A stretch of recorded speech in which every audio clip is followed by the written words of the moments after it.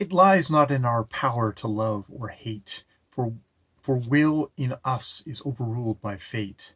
When two are stripped, long ere the course begins, we wish that one should lose, the other win. And one especially do we affect, of two gold ingots, like in each respect. The reason no man knows, let it suffice. What we behold is censured by our eyes, where both deliberate, the love is slight. Who ever loved that loved not at first sight? He kneeled, but unto her devoutly prayed. Chaste hero to herself thus softly said, "Were I the saint he worships, I would hear him." And as she spake, those words came somewhat near him. He started up, she blushed as one ashamed, wherewith Leander with much more was inflamed. He touched her hand, and touching it she trembled. Love deeply grounded, hardly is dissembled. These lovers parleyed by the touch of hands. True love is mute, and oft amazed stands.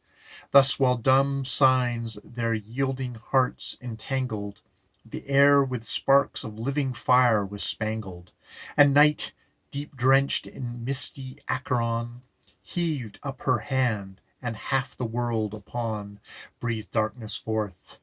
Dark night is Cupid's day.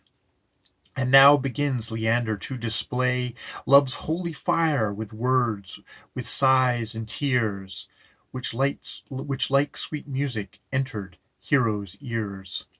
And yet at every word she turned aside, and always cut him off as he replied. At last, like to a bold sharp sophister, with cheerful hope thus he accosted her: "Fair creature, let me speak without offence.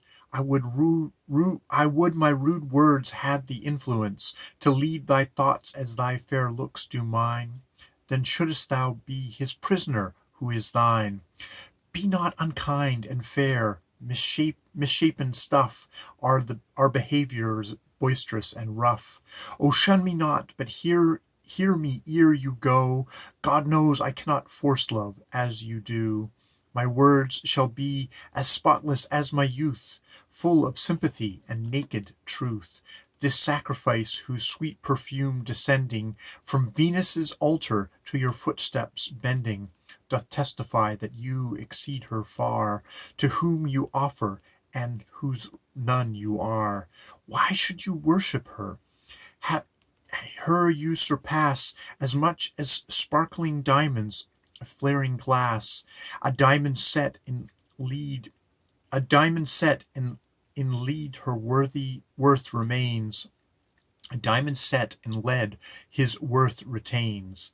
A heavenly nymph, beloved of human swains, receives no blemish, but ofttimes more grace, which makes me hope, although I am but base in respect of thee, divine and pure, dutiful service may thy lover procure, and I in duty will excel all other, as thou in beauty dost exceed a love's mother.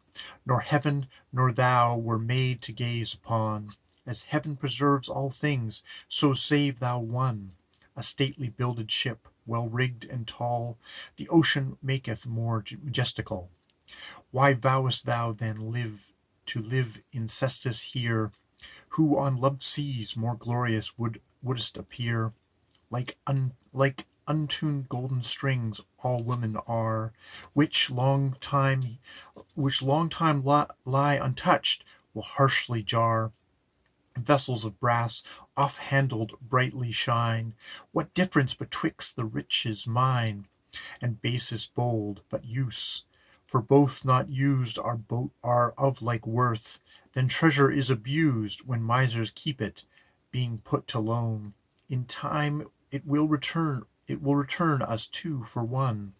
Rich robes themselves and others do adorn, neither themselves nor others, if not worn. Who builds a palace and rams up the gate, shall see it ruinous and desolate.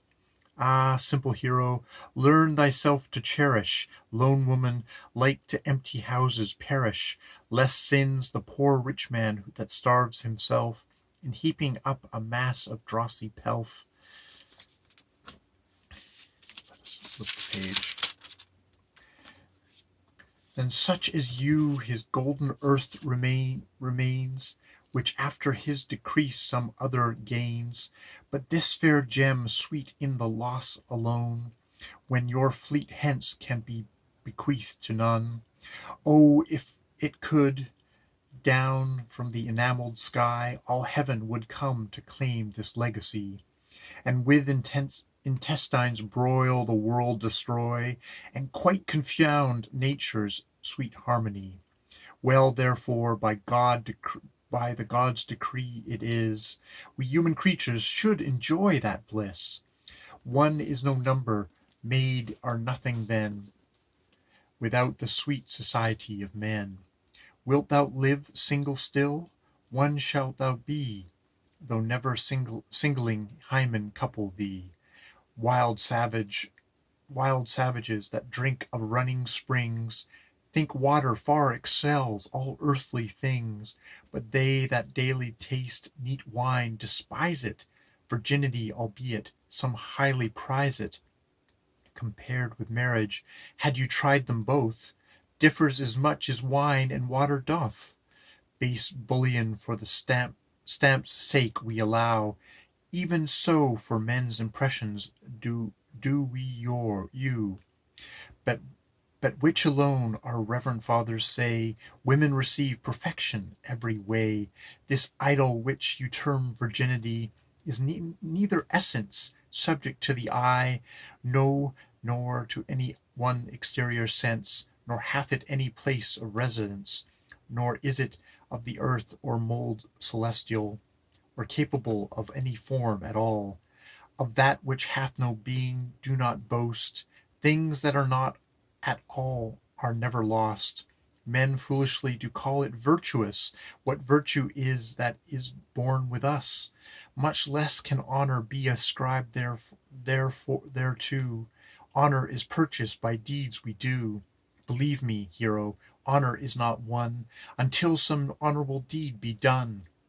Seek you for chastity, immortal fame, and know that some have wronged Diana's name.